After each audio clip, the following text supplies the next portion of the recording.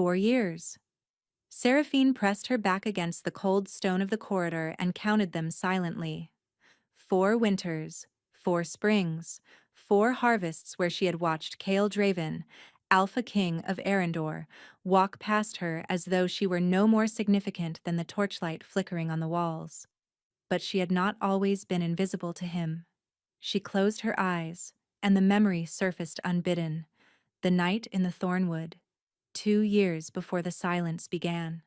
The Northern Wars had been raging for months, and Kael had returned to Ashenmere for 3 days of council before riding back to the front. He had found her in the herb stores after midnight, drawn by the scent of dried lavender and something deeper, something neither of them could name. His hands tangled in her hair, his breath ragged against her throat. The impossible tenderness in his voice when he whispered her name like it was the only word that mattered. And then the bite. Not a casual mark, not a reckless impulse, a claiming bite pressed into the curve of her neck with deliberate, trembling reverence. "You are mine," he had said, his golden eyes burning in the darkness. "When the wars are settled and the northern clans are brought to heel, I will declare you before the kingdom. You will stand beside me, Seraphine. I swear it on my blood." She had believed every word. For the remaining 2 years of the war, he had come to her whenever he could. Stolen hours between campaigns, messages smuggled through trusted couriers.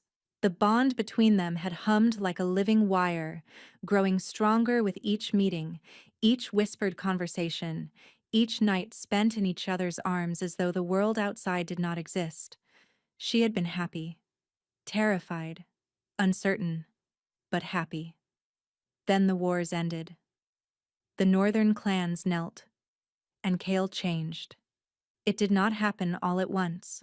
That was the cruelest part. There was no dramatic moment of rejection, no single conversation where he told her it was over. Instead, there was a slow, suffocating fade. The visits became shorter, the warmth behind his eyes dimmed by degrees, like a lantern running out of oil. He would come to her chamber, sit for 10 minutes speaking of nothing in particular, and leave without touching her. Then the visits became monthly, then quarterly. Then they stopped entirely. The man who had once crossed an entire castle to steal 10 minutes with her began to look through her as if the walls behind her were more interesting than her face. At first, Seraphine had made excuses, the pressures of ruling, the demands of reconstruction, the endless parade of ambassadors and counselors who consumed his every waking hour. She told herself that patience was a virtue, that a king's promises moved on a different timeline than an ordinary woman's heart. But patience has a shelf life, and 4 years had rotted hers to dust. Now she stood in the servants' passage outside the great hall of Ashenmere, listening to the sounds of celebration bleeding through the ancient oak doors. Tonight was the conquered feast, the annual gathering where every noble house in Arendor renewed its oath of loyalty to the crown. And tonight, according to the whispers racing through the castle like wildfire, Kael was expected to announce his formal consort. Not her. The name on every tongue was Helene Corsevin, daughter of Lord Corsevin, whose armies controlled the mineral-rich western reaches and whose political influence had been tightening around the throne like a silk noose for years. Helene was everything Seraphine was not. Highborn, politically valuable, trained from childhood in the art of courtly manipulation. She had arrived at Ashenmere 3 months ago with 12 wagons of gifts and a smile that never reached her ice-blue eyes. Seraphine's hand drifted to the mark on her neck. She kept it hidden beneath high collars and scarves, had done so for years. No one knew it existed except her and the king who had put it there. A king who apparently could not even remember doing so. Her other hand lay flat against her stomach, where a different truth resided. 6 weeks. She had confirmed it with the healers in the lower village, women who did not ask questions and did not keep records. 6 weeks since the last time Kael had come to her. A visit so brief and mechanical that she had cried afterward, alone in the dark. wondering if she had imagined the man who once held her like she was sacred. He did not know about the child. And standing here now, listening to the court prepare to celebrate his union with another woman, Seraphine realized he never would. The doors of the great hall swung open, and light spilled into the corridor. A servant girl nearly collided with her, carrying an empty wine pitcher. "Mistress Seraphine, you should be inside. The king is about to speak." "I know," Seraphine said quietly. "That is exactly why I am out here." But her feet betrayed her. Against every rational thought screaming in her skull, she moved toward the doors. She needed to see it. Needed to watch the final nail driven into the coffin of every promise he had ever made. Because without seeing it, some foolish, stubborn part of her heart would keep whispering that maybe tomorrow, maybe next week, he would remember what she meant to him. She slipped through the side entrance and tucked herself into the shadow of a marble column. The great hall of Ashenmere blazed with 1,000 candles. Long banquet tables stretched the length of the room, laden with roasted game and honeyed wine. The noble houses sat in ranked order: Corsivan, Ashwick, Palarin, Dunmare, their banners hanging from iron beams above. And at the head of it all, elevated on a dais carved from black granite, stood Cale Draven, tall, broad-shouldered, with dark hair that fell in careless waves above sharp cheekbones and a jaw that could have been cut from the same granite beneath his boots. His ceremonial armor, black leather and silver wolf clasps, fit him like a second skin. Power radiated from him in waves that made lesser wolves lower their eyes instinctively. Seraphine did not lower hers. She had stopped bowing to him in her heart long before tonight. "My lords and ladies of Arendor." Cale's voice rolled across the hall like distant thunder. The conversations died instantly. Even the candle flames seemed to still. "For 6 years, this kingdom has bled. We have buried our dead, rebuilt our walls, and forged peace from the wreckage of war.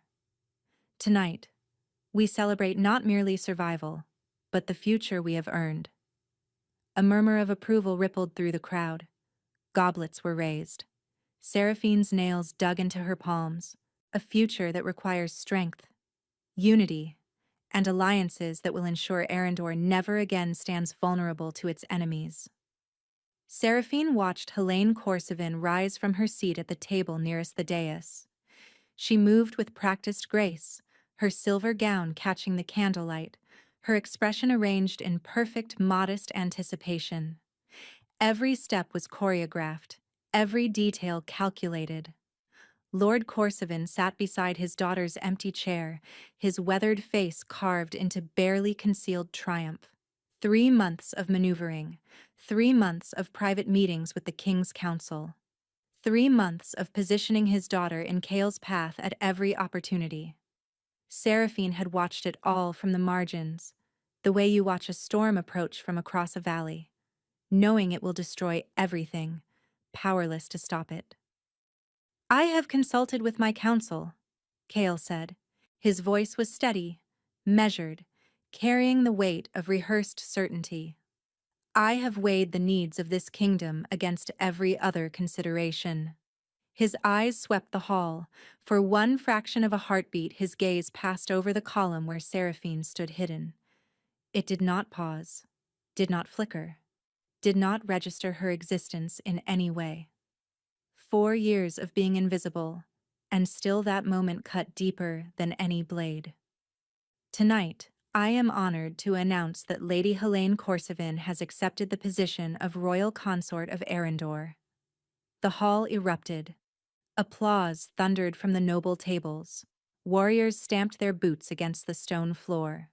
Lord Corsivan rose to embrace his daughter as she ascended the dais steps, her silver gown trailing behind her. Cale extended his hand. Helene took it. And Seraphine watched the man who had bitten a forever promise into her skin press his lips to another woman's knuckles, as though the word mate had never left his mouth. She waited for him to hesitate, for his wolf to resist, to recognize the wrongness of what he was doing.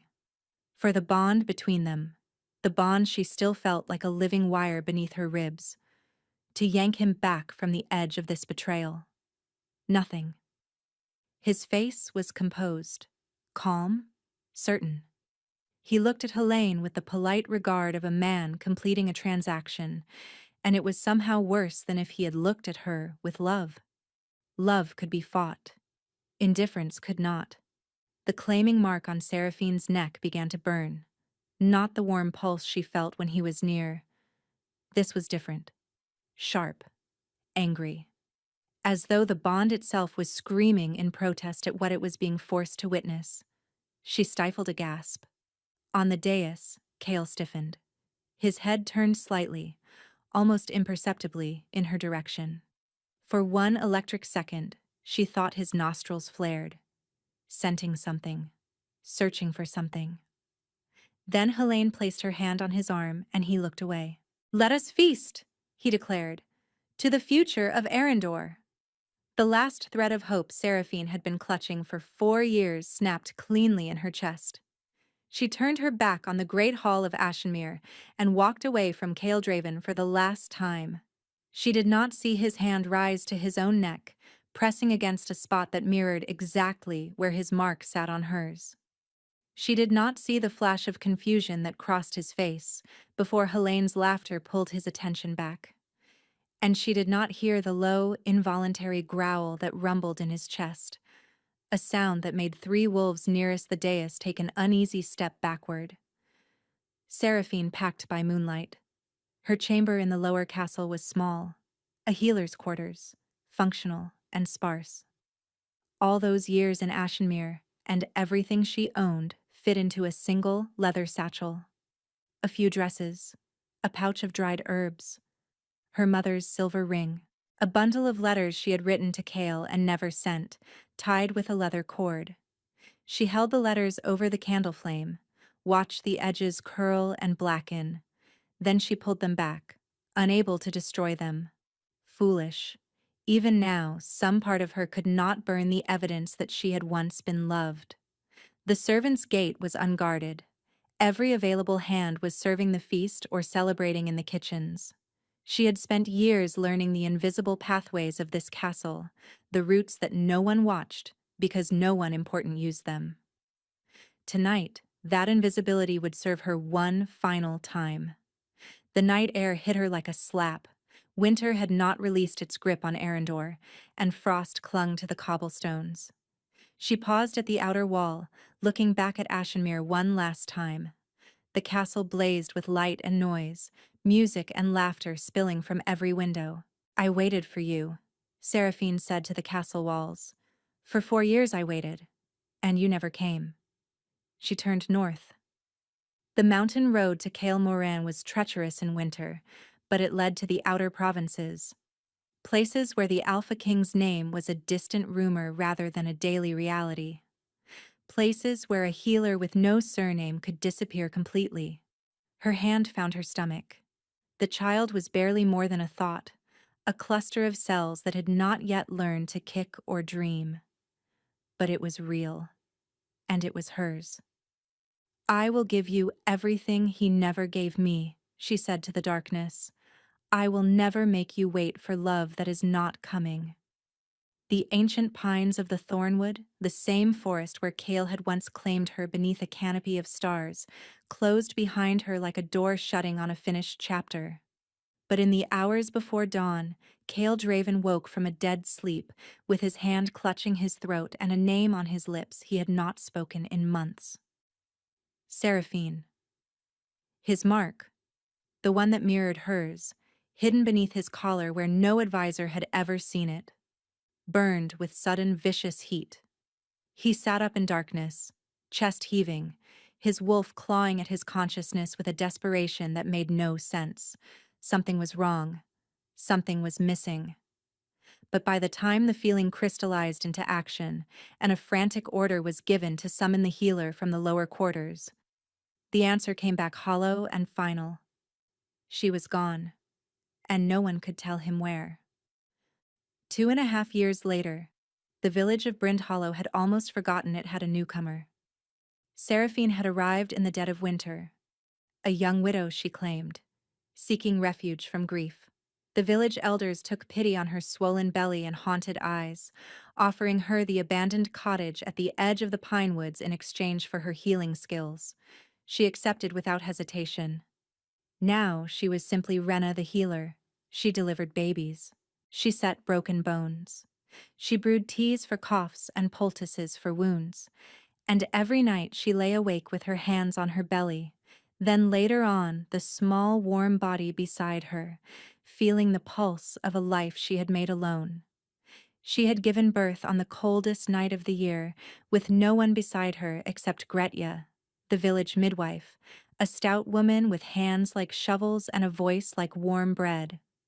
The labor was long. There was a terrible, suspended moment when the baby did not cry, and Seraphine's world narrowed to a single pinpoint of absolute terror. Then the cry came, thin and furious and perfect. A boy. Small but fierce, with a cap of dark hair and eyes that would eventually settle into a color Seraphine recognized with an ache so deep it lived in her marrow. She named him Corvin, after no one. A name with no history, no lineage, no connection to the world she had left behind. He grew the way mountain children do, quickly, stubbornly, and with a wildness that no amount of gentle parenting could fully contain. He had a laugh like bells struck with a hammer and a temper that could curdle milk. And he had his father's eyes, that impossible amber, flecked with gold when sunlight caught them. Seraphine saw Kale in her son every single day, and every single day she swallowed the ache and kept moving. But the mark on her neck had never faded. She examined it sometimes, late at night after Corvin had fallen asleep. Among wolf-kind, an abandoned claim dissolved within months. The mark would pale, flatten, and vanish, as if it had never existed. Seraphine's had done the opposite. It had darkened, deepened. The edges had grown more defined, as though the bond was strengthening despite the distance. Some nights it pulsed with heat that woke her from sleep.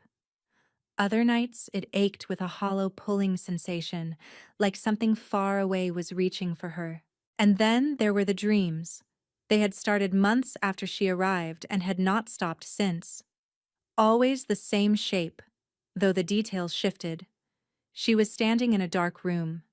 A presence circled her, massive, restless, radiating heat. She could not see it, but she could feel it searching, tearing through the darkness with frantic, methodical intensity. And always, just before she woke, a voice, low and raw and wrecked. "Where are you?" Seraphine would wake with tears on her cheeks and the mark burning. She would lie in the darkness, listening to Corvin's soft breathing. "Nowhere you will find me," she would say back. But the dreams never stopped, and the mark never faded. The traders came to Brindhollow every 3 months, when the mountain road was passable. Seraphine usually avoided them. Traders carried stories, and stories carried names, and names carried the risk of recognition. But Corvin had developed a cough that rattled in his small chest, and she needed colt's foot root that did not grow at this altitude. So she wrapped him in his warmest blanket, settled him on her hip, and walked to the village square. She was counting coins at the trader's wagon when the conversation at the neighboring stall caught her attention. "Say he has gone completely feral," a young scribe was telling 2 village men. "The Alpha King of Arendor lost his mind entirely." Seraphine's hand froze over her coin pouch. "The consort," he announced, "the Corsivan woman. He never completed the union. Refused to touch her. She has been living in the East Wing like a ghost while he tears the kingdom apart searching for someone. A woman, though no one knows who. 60,000 gold pieces for her location. 60,000. That was not a reward. That was a ransom. the annual tax revenue of a mid-sized province offered for a single woman's whereabouts. And the kingdom? His beta holds things together barely. Harvests are failing, wolves growing restless, feral attacks on livestock, border skirmishes. They say the land itself sickens because the alpha's bond is severed. Some say he does not sleep, that his wolf has nearly consumed him, that he shifts without warning and runs through the forests for days, howling for something no one can name. Seraphine completed her transaction with wooden fingers and walked back toward her cottage with measured steps. She did not run. Running attracted attention. But the moment her door closed behind her, she sank to the floor with Corvin clutched against her chest. He was searching for her. 2.5 years later, and he was still searching. The king who had ignored her for 4 years was now offering a fortune that could rebuild a city for any scrap of information about where she had gone. Why? The mark on her neck flared with violent heat, and for one disorienting second, she felt something through it. Not just warmth, but emotion. Raw, unfiltered, and so intense it nearly knocked the breath from her lungs. Anguish. Absolute, annihilating anguish. Then it was gone, and she was sitting on her kitchen floor with a coughing toddler and a heart that could not decide whether it was breaking or mending. He ignored you, she told herself, rocking Corvin gently. For 4 years, he looked through you like glass. Whatever he is feeling now does not erase what he did. But the dreams that night were worse than ever. The presence in the darkness was closer now, almost close enough to touch. And the voice that called through the void was no longer just desperate, it was dying. 3 days after the traders left, Seraphine woke to find wolf tracks in the snow outside her cottage. Not ordinary wolves. These prints were too large, too deliberately spaced in a perimeter around her home. Shifted wolves, scouts. She spent the morning in controlled terror, grinding herbs she did not need. By noon, the knock came. She opened the door with a skinning knife hidden behind her back and found a woman standing on her threshold. Tall, lean, close-cropped silver hair, a face assembled from angles rather than curves. A long scar traced her jaw from ear to chin. But her amber eyes held something Seraphine had not expected. Relief. My name is Thessaly. I am the King's Fang, his chief tracker and intelligence officer. I have been searching for you for 19 months. My name is Rena. I am a healer. You have the wrong person. You are Seraphine, formerly of the herb stores at Ashenmere Castle. You bear the king's claiming mark on your neck. And unless I am mistaken, the child behind you has his father's eyes. Corvin chose that precise moment to look up from his wooden animals and stare at Thessaly with wide, unmistakable amber eyes. Seraphine's grip tightened on the knife. If you have come to take me back, you will find that more difficult than you expect. I have not come to take you anywhere. I have come to tell you the truth. Against every instinct, Seraphine stepped aside. Thessaly entered, settled into the offered chair, declined tea, accepted water, and spoke with the flat precision of a military report. The king did not ignore you by choice. 5 words, and they detonated in Seraphine's chest. For the past 6 years, Kale has been under the influence of a compound called silverthorn. It is derived from a rare fungus that grows in the western reaches, Corsivan territory. Administered in small, consistent doses over time, it does not poison the body. It poisons the bond. It suppresses the alpha's ability to sense, recognize, or respond to his true mate. She becomes background noise. Background noise. All those years of being looked through, not because he had stopped caring, but because someone had chemically severed his ability to feel the bond. Lord Corsivan began dosing the king's wine during the Northern Wars, before the claiming bite even happened, but the bond was strong enough to override the suppression for the first 2 years. That is why Kale still came to you, still claimed you. As the doses accumulated, the connection dimmed. By the time the wars ended and the Silverthorn reached full concentration, you had become invisible to his instincts. And Helene? Initially a pawn, her father positioned her once the bond was sufficiently suppressed. But Helene became an active participant. She managed the dosing personally for the last 14 months, adding a secondary compound that amplified the alpha's instability and paranoia. Seraphine closed her eyes. The room was spinning.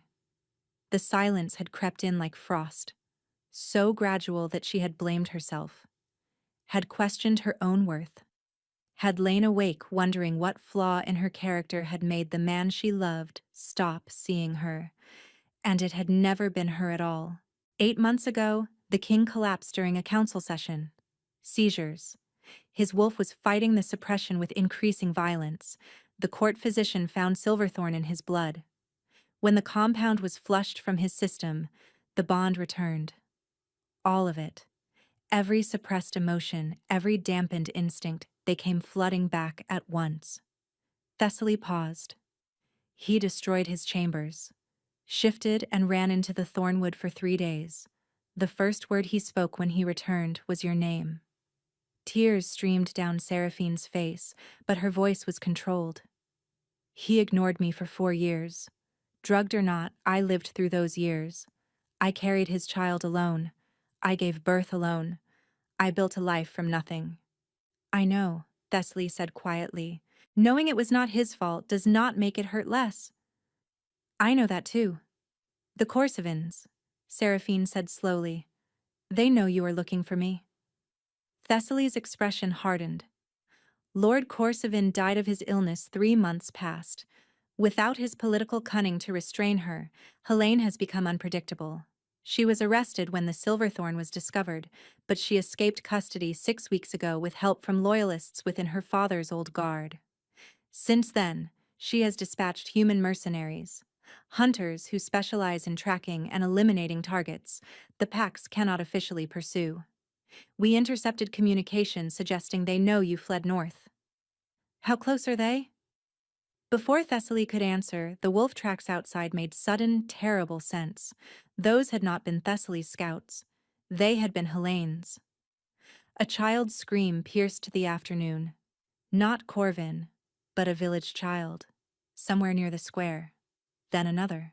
Then the deep, resonant blast of Brindhallow's warning horn, a sound Seraphine had never heard used in 2.5 years of living here. Thessaly was on her feet instantly, a blade appearing in each hand. They are here. Seraphine grabbed Corvin and held him tight against her chest. Thessaly kicked open the front door and stepped into the gray afternoon light. Brindhallow was already in chaos. Villagers ran between cottages, dragging children indoors. Near the square, 3 buildings were burning. The smithy, the elders' hall, the grain store. Strategic targets designed to create maximum panic. And moving through the smoke were figures in dark leather, faces obscured, blades drawn, working methodically toward the northern edge of the village, toward Seraphine's cottage. 8, Thessaly counted.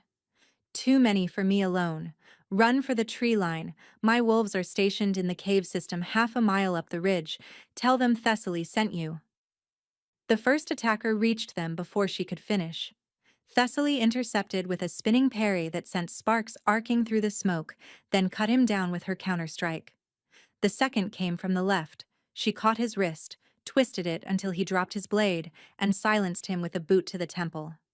Go, now! Seraphine ran. Corvin wailed against her neck.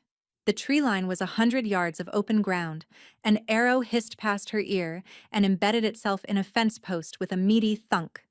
She did not look back. She made the pines and plunged into the forest, branches whipping her face.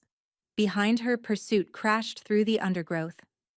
2 hunters, maybe 3, gaining ground because she was carrying a child and they were not. The first hunter caught her at the base of the ridge. His hand closed around her cloak and yanked backward. Seraphine twisted, slashing with the skinning knife. The blade caught his forearm, but he did not release her. Corvin screamed. Not the wail of a frightened child, but something deeper, something that resonated with a frequency that made the trees around them groan. And Seraphine felt something inside herself crack open. Not break, not shatter. Crack open, the way a seed cracks when the pressure of what is growing inside it finally exceeds the strength of its shell. The healing gift she had carried since childhood, quiet, gentle, a candle flame, had always been a small thing. What surged through her now was a wildfire. Golden light erupted from her hands, her arms, her chest. The hunter shrieked and released her, recoiling as though the light had scalded him to the bone. The second hunter fired his crossbow. The bolt struck the light and disintegrated, consumed before it traveled 6 inches past the boundary of her radiance. Seraphine stood in the forest with her son clutched to her chest and power blazing from her body, and she felt no fear at all. Only a calm, crystalline certainty that she would die before she let anything touch her child. "Leave," she said, and her voice carried harmonics that vibrated in the marrow of every living thing within 100 yards. "Or I will make you wish you had." They fled, every one of them. Then the light guttered, and her legs buckled, and she sank to her knees in the pine needles with Corvin still screaming against her neck. She had nothing left. The power had emptied her completely. If the hunters came back now, she would not be able to lift a finger. But what came instead was a sound that shook the mountain. A howl. Deep, resonant, and saturated with such authority that every wolf within 10 miles would have felt it in their bones. It came from the east, and it was getting closer with terrifying speed. Her mark burned, and through the exhaustion, she felt something she had not felt in 6 years. Not anguish, not searching. Recognition. He had found her. The wolf that burst from the tree line was enormous. Black fur that swallowed the fading light. Shoulders as high as her chest.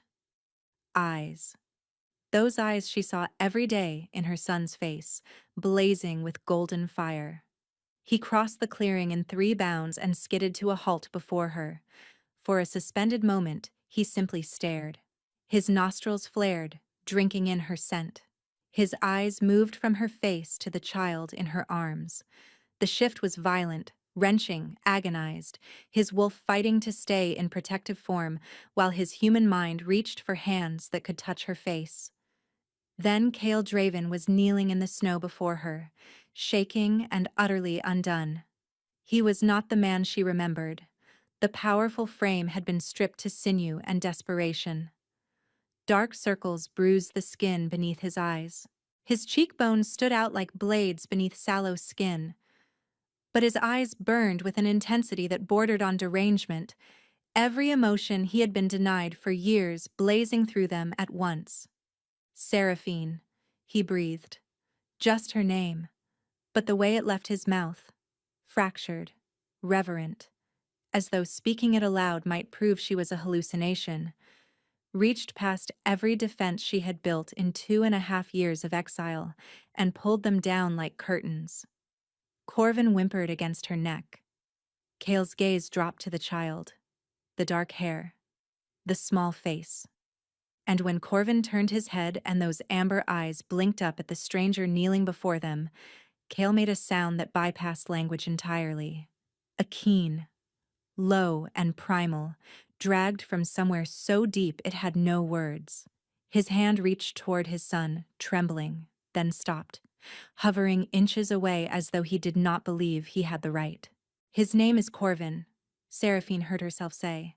"He is 22 months old." She watched him do the math, watched the understanding land like a blow, watched his face crumble as he realized his son had been alive for nearly 2 years and he had not known. Had not been there for the birth, the first breath, the first cry, the first word. "Don't." The word came out armored in years of scar tissue. She struggled to her feet, clutching Corvin, putting distance between them. "Don't you dare kneel before me and say you are sorry." "Thessaly told you," he said, rising slowly. She told me you were drugged, that the Korsavans poisoned our bond. And I believe her. Her voice cracked. But knowing you were a victim does not undo what I lived through, Kyle. I know. Do you? She stepped toward him, and years of swallowed fury finally found its voice. Do you know what it is like to stand 3 feet from the man who claimed you and watch him look through you like you are made of glass? To bring him tea and have him take the cup without touching your fingers? To pass him in a corridor and see absolutely nothing in his eyes? Not cruelty, not contempt, just nothing, as though you had never existed? Cale flinched with each sentence as though she were striking him. Do you know what it is like to carry a child alone? To labor for 16 hours with no one holding your hand except a village midwife who does not know your real name? To watch your son take his first steps and have no one to tell? To see his father's eyes in his face every morning and feel your heart splinter fresh every single time? 4 years I waited for you. She was shouting now, tears streaming, Corvin crying against her chest. I made excuses. I told myself you would come back, that the man who bit this mark into my neck would remember I existed. And you never did. You never came. Not once. I was poisoned. I know you were poisoned. That is not the point. Her voice broke completely. The point is that I lived it, Cale. Every second. The doubt. The shame. The nights I lay awake wondering what was wrong with me. Whether I was too plain, too common, too insignificant to hold the attention of a king. I tore myself apart trying to understand why you stopped loving me, and the answer does not put me back together. It just means I was destroyed for no reason at all. Silence fell between them. Cale stood before her with tears carving tracks through the dirt on his face, making no move to defend himself. You are right, he said quietly. Every word. The Silverthorn stole my bond, but not yours. You felt everything while I floated in a chemical fog, too numb to realize I was losing the most important person in my existence. He took a step toward her. She did not retreat. I cannot give you back those years. I cannot undo the birth I missed, or the first steps, or the first word. But the moment that poison left my body, the first thing I felt was you. Not the kingdom, not the throne. You. Your heartbeat in my chest. Your absence, like a hole torn through the center of my soul. His voice dropped to barely a whisper. I have not slept more than 2 hours at a stretch since the night I woke up, and you were gone. My wolf has been tearing me apart from the inside, punishing me for failing to protect you. I have burned through every resource, every alliance to find you. Not because I want you back. He paused. Because without you, I am not anything at all. Corvin stopped crying. In the sudden quiet, he turned in Seraphine's arms and looked at Cale with solemn curiosity. Then, with the devastating simplicity of a child who does not understand poison or heartbreak, he reached out his small hand toward his father. Cale pressed his forehead against his son's tiny palm and wept, silently, completely, with the absolute surrender of a man who had finally been given permission to fall apart. Seraphine watched the Alpha King of Arendor come undone at the touch of a child's hand and felt the last wall around her heart crack from foundation to rooftop. She did not forgive him. Not yet. Forgiveness was a journey, not a moment, and they had miles to walk. But she laid her hand on the back of his head, her fingers threading through his dark hair, and let him weep. It was not absolution, but it was a beginning. Thessaly found them 20 minutes later, blood-streaked and limping, with 4 wolves flanking her in shifted form. Village secured, 6 hunters dead, 2 escaped south. Villagers, 3 wounded, none fatal. But her expression held no relief. She withdrew a folded parchment from inside her armor. From Ashenmere.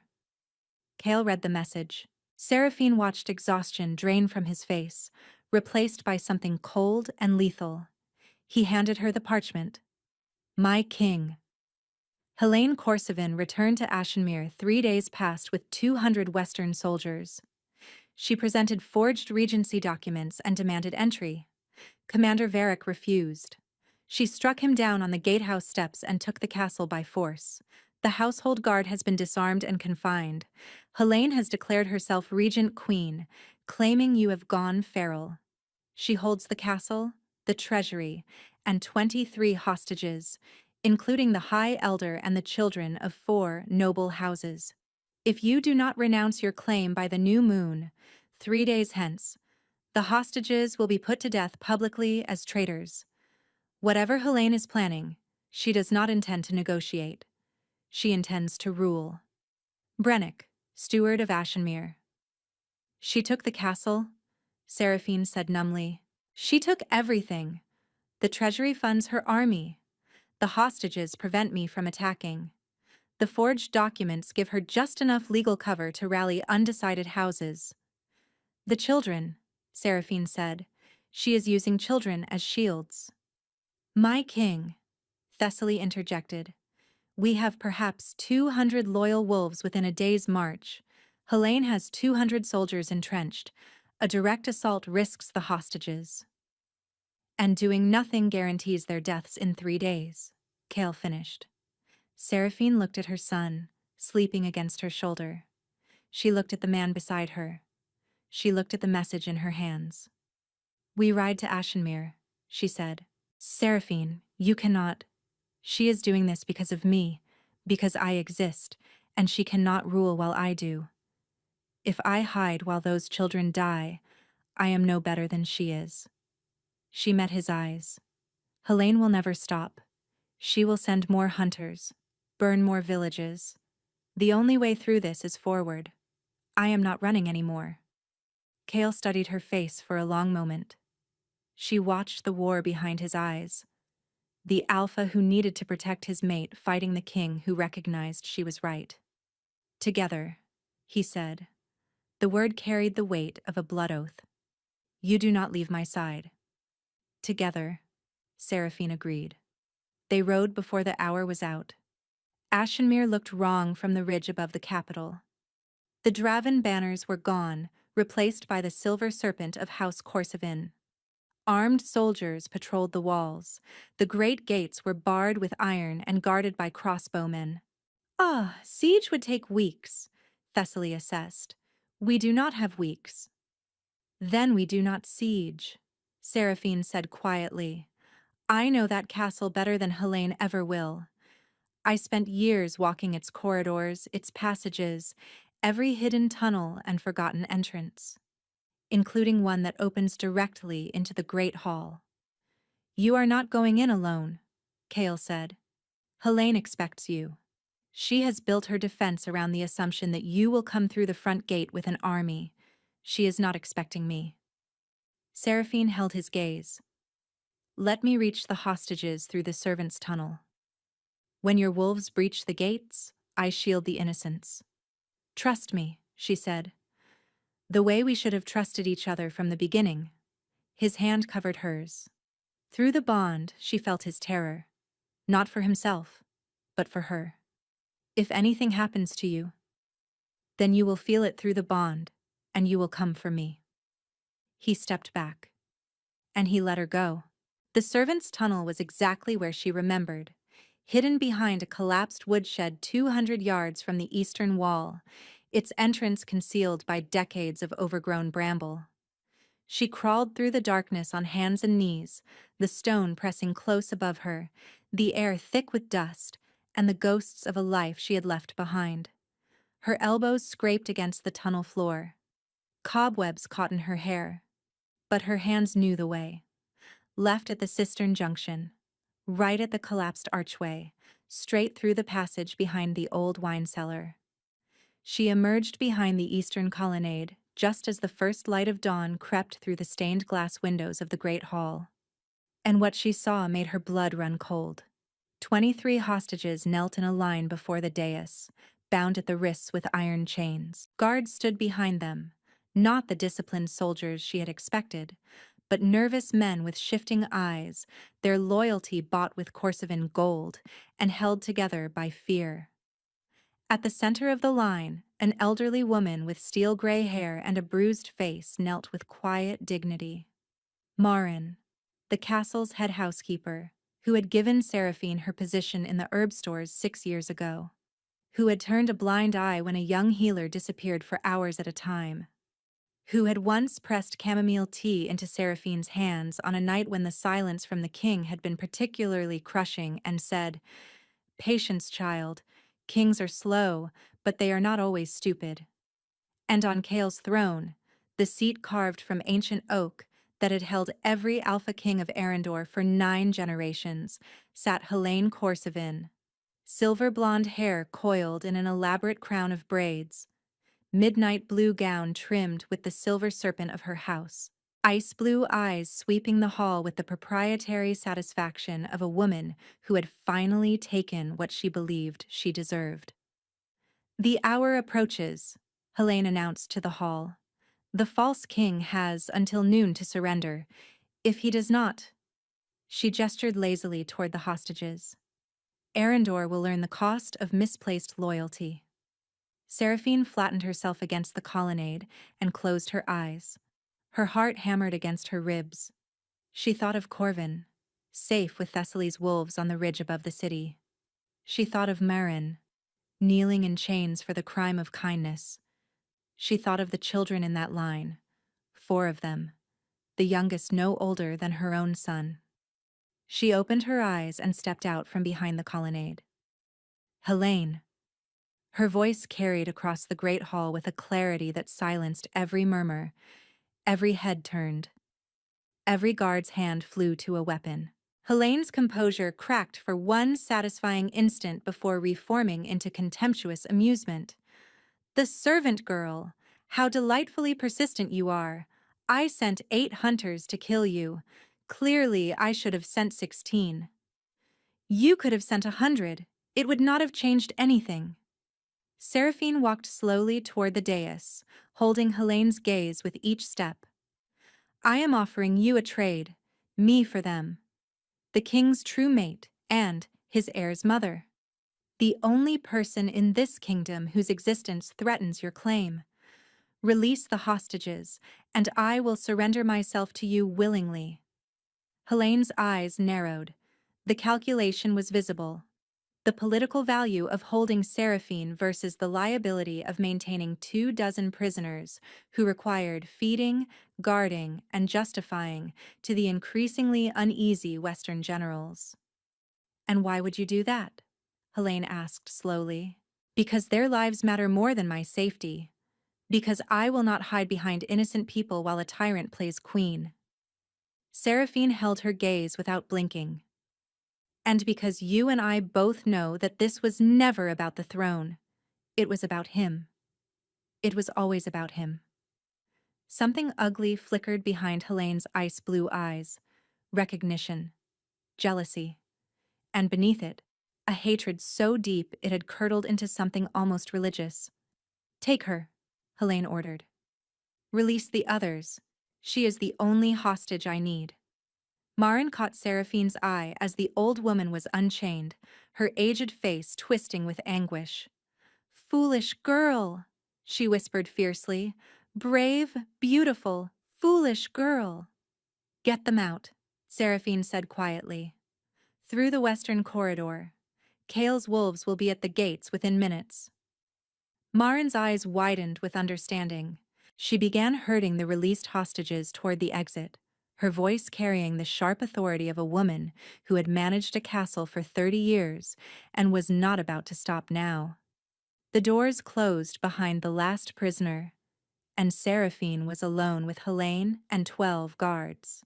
Helene descended from the throne and circled Seraphine with predatory leisure. "Do you know what Silverthorn does when administered to the mate herself?" She withdrew a crystal vial filled with dark liquid. "This variant does not suppress the bond. It severs it, permanently, irreversibly. 1 dose, and the king will never feel you again." She held the vial up to the light.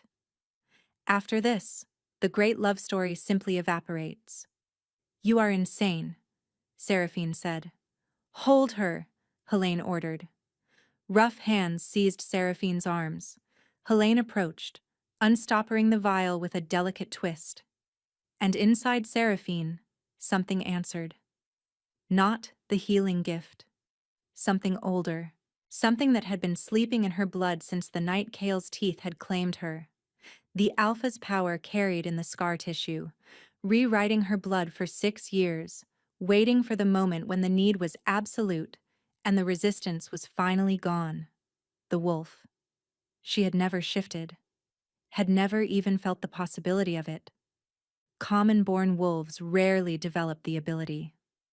But the claiming bite of a true mate was not an ordinary mark. It carried the Alpha's power in its scar tissue. It rewrote the recipient's blood with the potential of the one who had given it. And Seraphine's blood had been rewriting itself for 6 years, slowly, silently, building toward this moment. The shift erupted, volcanic, unstoppable. Her spine bowed, her bones reformed, muscles tore and rebuilt. The guards holding her were flung backward as her body expanded, reshaped, became something new. The vial slipped from Helene's fingers and shattered on the stone floor. Dark liquid pooled between the fragments, useless and wasted. Where Seraphine had stood, a wolf now rose, fur the color of burnished copper, shot through with veins of gold that pulsed with healing light. Her eyes blazed amber, a true mate's shift, the rarest transformation in wolf kind, born not from bloodline or training, but from the sheer force of a bond that refuses to die. The guards dropped their weapons and fled through every available exit, their training and professionalism dissolving in the face of something their contracts had not prepared them for. Helene did not run. She drew a wolfsbane-etched silver dagger from her bodice, the same poison that had fueled her family's entire conspiracy, and held it before her with both hands. "You are nothing," she hissed, her poise dissolving into jagged, ugly fury. "A servant, a nobody. You do not deserve any of it." Seraphine shifted back to human form. She stood before her enemy, trembling with the aftershock of transformation. "I was never nothing.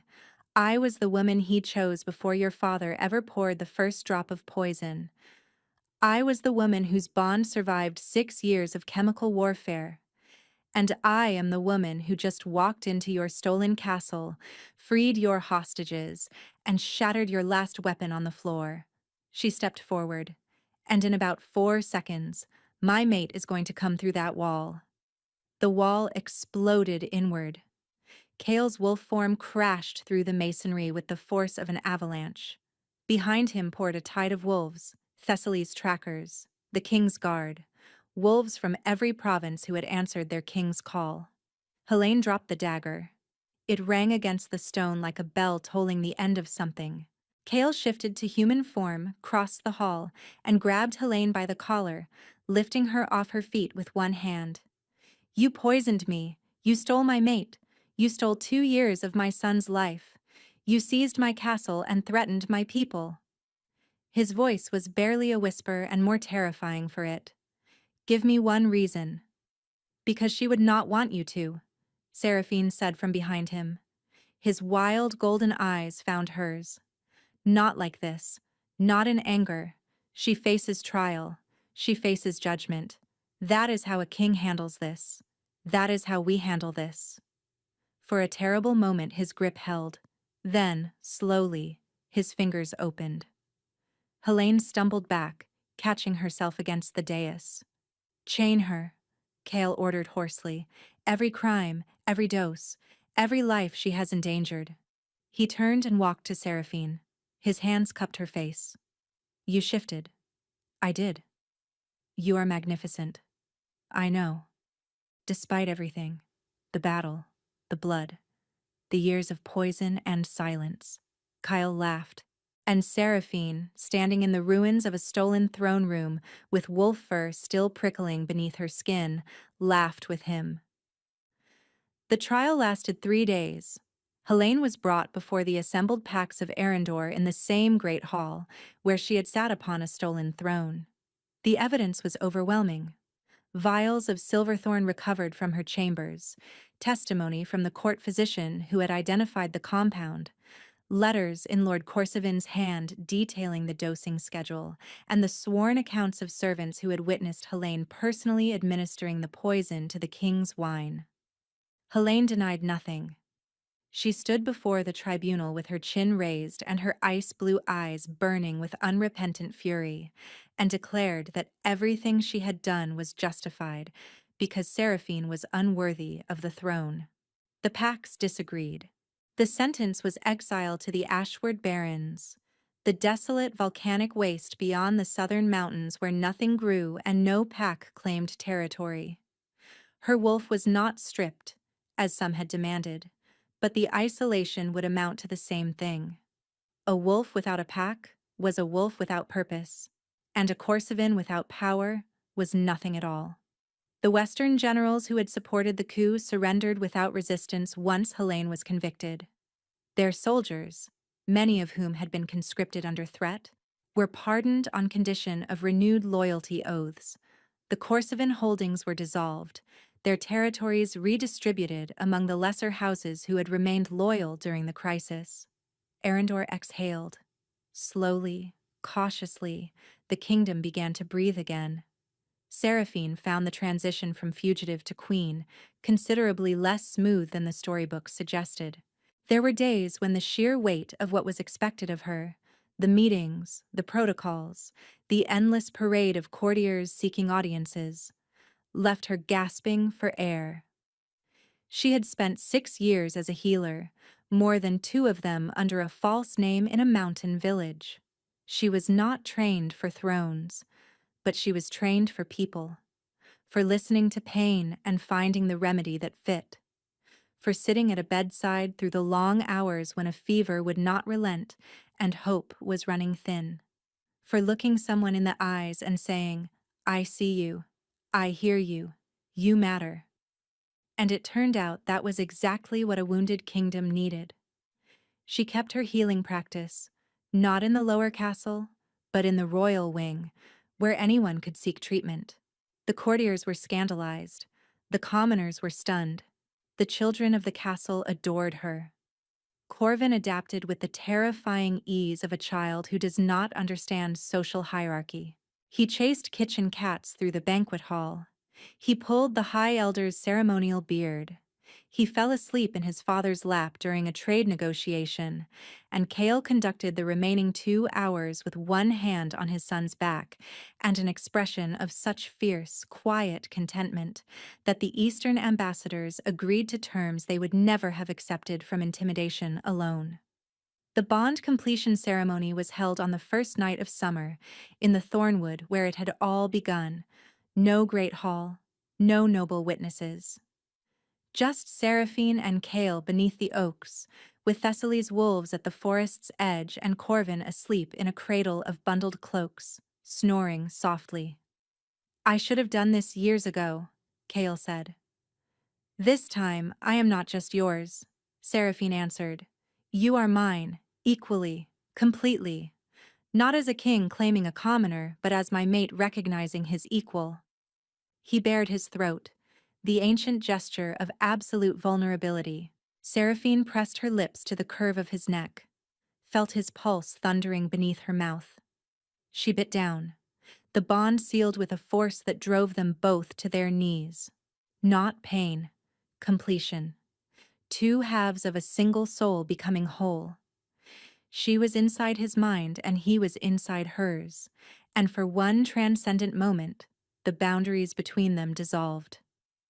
She felt his years of drugged numbness, not absence of feeling, but feeling trapped behind glass, screaming without sound.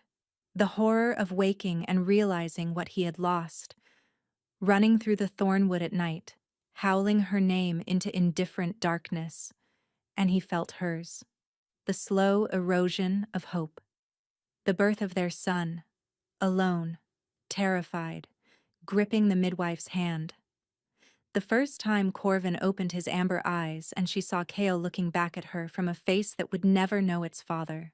The mornings she woke and had to choose again to keep living in a world that had quietly, systematically emptied her of everything she had to give. They held each other in the moonlit forest and let the bond show them everything, every wound, every scar. And then it showed them what remained: a kingdom healing, a son growing, a love that had been tested by the worst that human cruelty could devise and had emerged forged into something unbreakable. When Seraphine pulled back, she was crying, but for the first time in 6 years, the tears were not grief. They were relief. "My queen," Kale whispered, pressing his forehead to hers. "My king," she answered. "My mate. My home." In the cradle between them, Corvin stirred, murmured something unintelligible, and reached out one small hand.